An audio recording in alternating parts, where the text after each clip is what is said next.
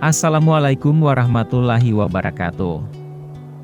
Berikut ini disampaikan keutamaan membaca Al-Quran yang diambil dari kitab Riyadhus Shalihin karangan Imam Nawawi.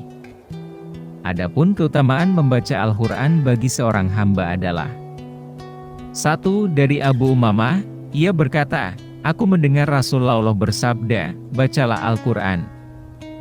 Karena sesungguhnya Al-Quran itu akan datang pada hari kiamat sebagai pemberi syafaat bagi pembacanya, yang berpegang pada petunjuk-petunjuknya. Dari hadis riwayat Muslim.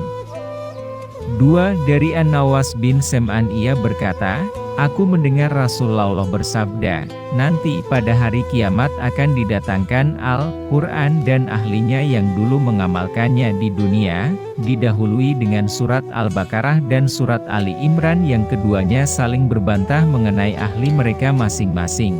Al-Baqarah mengatakan bahwa orang ini adalah orang yang mengamalkan surat Al-Baqarah, begitu pula surat Ali Imran. Dari hadis riwayat Muslim.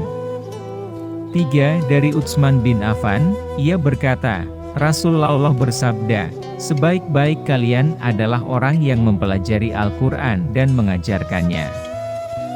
Dari hadis riwayat Muslim. 4. Dari Aisyah, ia berkata, Rasulullah bersabda, orang yang mahir membaca Al-Quran, maka nanti akan berkumpul bersama-sama para malaikat yang mulia lagi taat. Sedangkan orang yang kesulitan dan berat jika membaca Al-Quran, maka ia mendapatkan 2 pahala. Dari hadis riwayat Bukhari dan Muslim. 5. Dari Abu Musa al-Asy'ari, ia berkata, Rasulullah bersabda, perumpamaan orang mukmin yang membaca Al-Quran seperti buah limau yang harum baunya dan lezat rasanya. Perumpamaan orang mukmin yang tidak suka membaca Al-Quran seperti buah kurma yang tidak berbau namun rasanya manis. Perumpamaan orang munafik yang membaca Al-Quran seperti bunga yang harum baunya namun rasanya pahit. Dan perumpamaan orang munafik yang tidak membaca Al-Quran seperti buah handalah yang tidak ada baunya dan rasanya pahit. Dari hadis riwayat Bukhari dan Muslim. 6.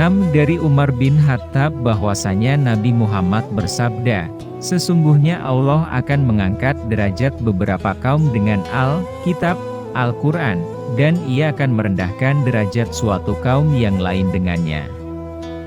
Dari hadis riwayat Bukhari dan Muslim. 7. Dari Ibnu Umar, dari Nabi Muhammad, beliau bersabda, tidak diperbolehkan iri hati kecuali dalam 2 hal, yaitu seseorang yang diberi kemampuan oleh Allah untuk membaca dan memahami Al-Quran kemudian ia mengamalkannya, baik pada waktu malam maupun siang, dan seseorang yang dikarunia harta oleh Allah kemudian ia menafkahkannya di dalam kebaikan, baik pada waktu malam maupun siang. Dari hadis riwayat Bukhari dan Muslim. 8. Dari Al-Barra bin Azib, ia berkata, ada seorang membaca surat Al-Kahfi dan di dekatnya ada seekor kuda yang diikat tali pada kanan kirinya, kemudian orang itu diliputi semacam awan selalu mendekat, sehingga kudanya lari.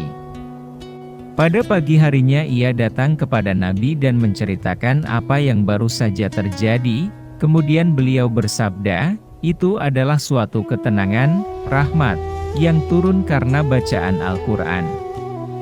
Dari hadis riwayat Bukhari dan Muslim. 9. Dari Ibnu Mas'ud, ia berkata, Rasulullah bersabda, barang siapa yang membaca 1 huruf dari kitab Allah, Al-Quran, maka akan mendapat 1 kebaikan. Setiap 1 kebaikan dibalas dengan 10 kali lipat.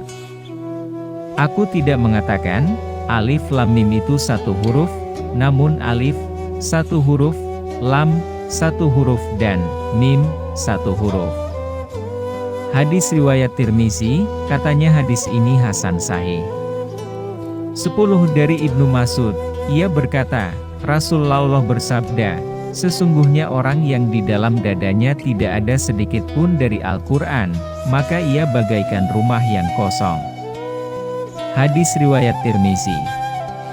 11. Dari Abdullah bin Amr bin Ash, dari Nabi, beliau bersabda, nanti akan diperintahkan kepada orang yang senang membaca Al-Quran, bacalah dengan baik dan tartil sebagaimana kamu membacanya dengan tartil pada waktu kamu di dunia.